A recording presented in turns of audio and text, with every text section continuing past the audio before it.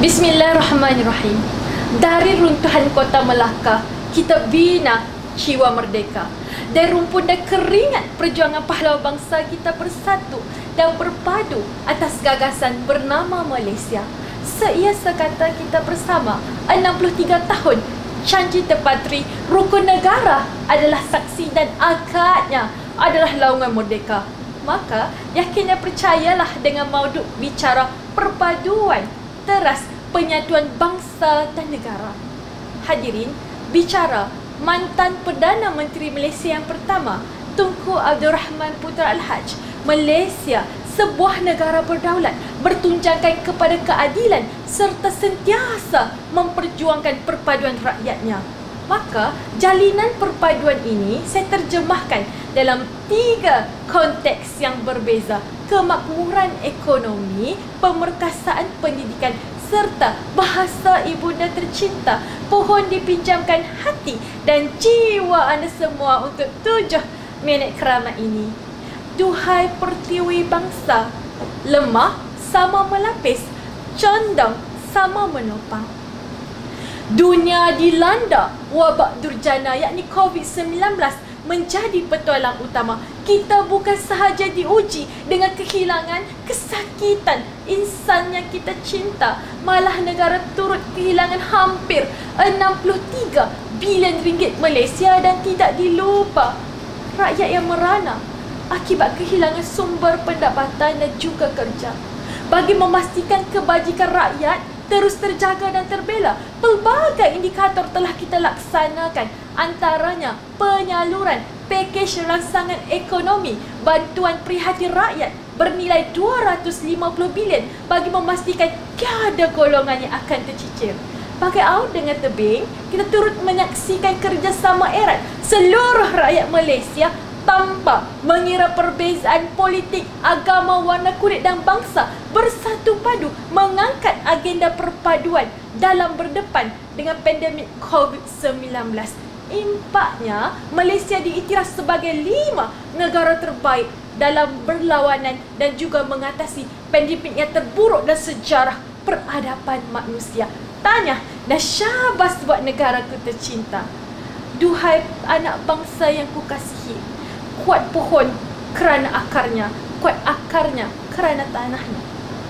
Bumi Rwanda pernah bermandi darah di persengketaan antara kaum Hutu dan Tutsi yang akhirnya mengorbankan hampir 800,000 nyawa yang tidak berdosa. Etnik Rohingya dipancung, disiksa dan diperkosa di fahaman agama yang berbeza. Di bumi Perancis, serangan atas nama keagamaan makin bermaharajalela. Di bumi Malaysia, peristiwa pedih 13 Mei 1969 menzahirkan kebencian sesama anak bangsa. Sejarah telah berbicara, dari timur hinggalah ke barat semuanya berkongsi kisah duka yang sama. Bagaimana kota perpaduan diranapkan oleh ranting-ranting kebencian dan juga sentimen perkauman. Bagi melahirkan rakyat yang utuh jati dirinya, maka kuncinya adalah pemerkasaan pendidikan. Lantaran itu, falsafah pendidikan kebangsaan kita perkasakan serta dasar pendidikan negara kita utuhkan bagi memastikan kita mampu melahirkan generasi yang akan terus mendongkrak agenda perpaduan negara. Benarlah apa yang dikatakan oleh Profesor Dr. Sadnaki Al-Atas. Kehebatan sesebuah negara tidaklah diukur daripada kemajuan lahiriah semata-mata, tetapi merangkumi kehidupan yang sempurna dan juga bahagia. Wahai anak bangsa yang tercinta, yang kurik itu kundi, yang merah itu saga, yang baik itu budi, yang indah itu bahasa. Perkara 152, Perlembagaan Persekutuan mengangkat bahasa ibunda sebagai nadi penyatuan anak bangsa. Realiti, bahasa ibunda dianggap golongan kelas kedua, kolot dan kampung kata mereka, sehingga Malaysia menggapai 63 tahun kemerdekaan masih ada anak bangsa yang tidak mampu bertutur dalam bahasa ibunda. perit dan pedih untuk diceritakan, bagi memastikan bahasa ibunda terus dijulang oleh anak bangsa. Pelbagai langkah telah kita laksanakan, antaranya Akta Bahasa Kebangsaan kita kuatkuasakan, serta kempen Bulan Bahasa Kebangsaan kita jayakan bagi memastikan bahasa ibunda terus mekar di hati anak bangsa. Kalau bukan kita selaku anak bangsa yang memperjuangkan bahasa ibunda, siapa lagi? Sebelum saya meninggalkan arena pidato ini, jiwailah persoalan-persoalan ini.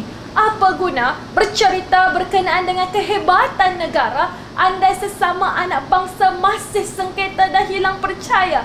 Apa guna bercerita berkenaan dengan masa depan negara andai pendidikan masih diacu mengikut beza budaya dan bahasa? Berapa banyak nyawa lagi yang harus kita korbankan untuk memastikan peristiwa berdarah di Lahad Datu dan sempurna tidak berulang buat kali kedua.